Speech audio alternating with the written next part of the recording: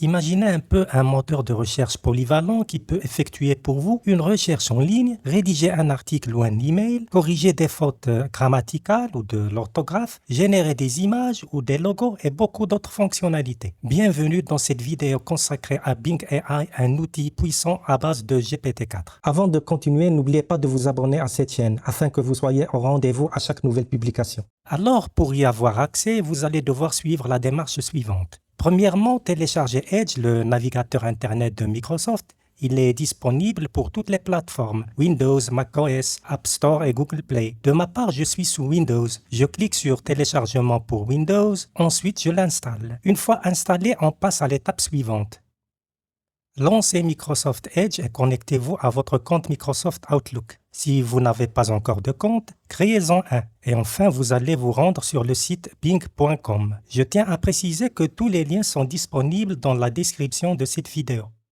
Donc, c'est la page d'accueil de Bing via Microsoft Edge. Vous allez choisir Conversation tout en haut de la page. Et voilà, vous êtes bien sûr Bing AI. Vous aurez la possibilité de poser des questions, obtenir une inspiration créative et une chose qui est assez intéressante, c'est que vous pouvez choisir un style de conversation, allant du plus créatif et commencer un chat original et imaginatif, en passant par plus équilibré et commencer un chat informatif et amical et enfin une conversation claire, plus précise et commencer un chat concis et direct. Si vous cherchez de l'aide pour créer un poème ou une histoire ou quelque chose comme ça, vous pouvez choisir créatif. Et si vous voulez des informations factuelles directes, vous pouvez choisir plus précis. Alors pour l'instant, je le laisse sur plus équilibré et je vais poser à Bing AI ma première question. Je veux écrire un article de blog sur le régime keto. Pouvez-vous générer 10 titres possibles pour l'occasion?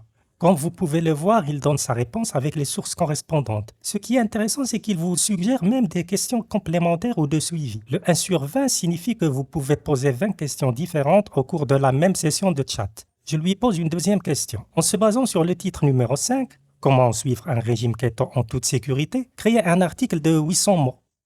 Et voilà l'article. Après une définition du régime keto, il vous conseille de consulter votre médecin avant de commencer le régime, d'éviter les aliments transformés, etc. Donc, vous n'avez qu'à copier ce texte et le coller sur votre éditeur de texte de choix. Et y ajouter une touche personnelle, à savoir d'autres idées, collecte de données statistiques ou de recherches scientifiques pour corroborer ou confirmer ces idées, etc. Le but est que votre contenu soit plus professionnel et plus crédible. On va poursuivre avec la question suivante. Pouvez-vous proposer une recette à base de régime keto en affichant les ingrédients sous forme de bullet points? Un peu de patience. Et voilà la recette avec les ingrédients et la préparation et les sources. Maintenant, on va faire appel à sa créativité en changeant le style en plus créatif et en faisant la demande suivante. Créer une image d'un guépard cédant sa proie sous le regard intimidant et menaçant des hyènes.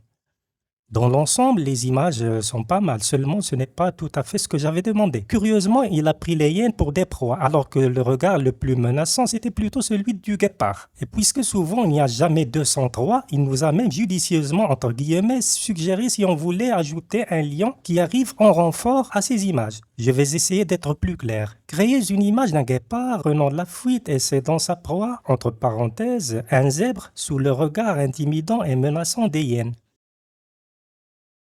Ça, c'est le comble. Maintenant, ils sont tous en fuite. Ça ressemble plutôt aux évadés de l'Alcatraz, ou dois-je dire de la savane. Les hyènes introuvables, toutefois, on peut remarquer cet animal clandestin et bizarre, à moitié guépard, à moitié lion. Quelle idée d'ajouter un lion qui arrive en renfort. Ce ne serait plus la loi de la jungle et chacun pour soi.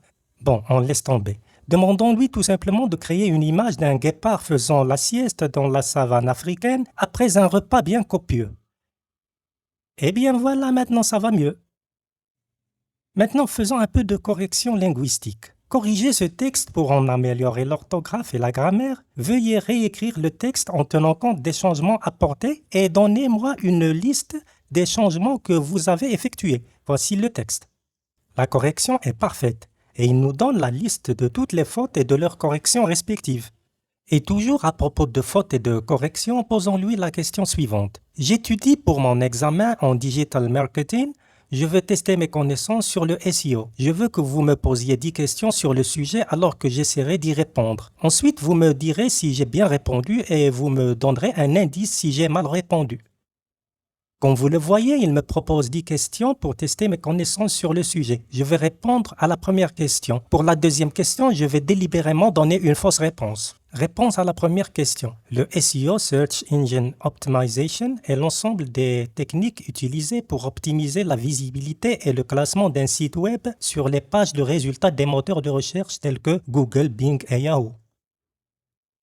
Il me répond « Très bien, vous avez répondu correctement à la première question. Passons à la suivante. Que dire avec Bing AI, on ne perd pas de temps. » Pour la deuxième question, il n'y a pas de différence entre les deux. Et la réponse de Bing AI. Je suis désolé, mais votre réponse est incorrecte. Il y a une différence entre le SEO et le SEA, et il me donne les définitions et la différence entre ces deux acronymes. Je lui dis gentiment « Absolument », et il me répond avec fermeté « Très bien, passons à la question suivante. » Et moi, désemparé, je me dis, après tout, les techniques de désorientation ne marchent pas toujours.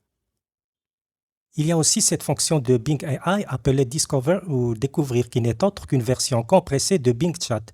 Nous avons le chat ou conversation. Ici, vous pouvez poser des questions par exemple, mais aussi une partie consacrée à la rédaction d'un texte, d'un paragraphe ou d'un email avec plein d'options comme le ton, le format et la longueur. C'est un copilote en quelque sorte. Cependant, pour interagir un peu avec ce copilote, vous devez lui permettre d'accéder au contenu des pages de navigation. Pour cela, veuillez cliquer sur les 3 points autres options. Vous choisissez paramètres de notification et d'application et vous allez activer contexte de la page. Et c'est tout. Supposons que vous êtes sur un quelconque site web comme le British Medical Journal. Dans ce cas, nous allons permettre la traduction en français. Ensuite, nous allons lui demander de faire un résumé de cette étude, par exemple. Et la réponse avait compris plusieurs suggestions de questions de suivi.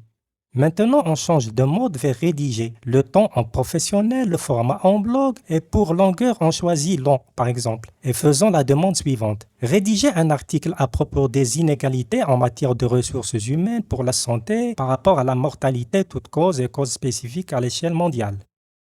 Comme vous pouvez le constater, il a généré un long article comme on lui a demandé de faire. Et ce sera tout pour aujourd'hui et à la prochaine. Faites partie de notre aventure en vous abonnant à notre chaîne. Nous serons ravis de vous y retrouver.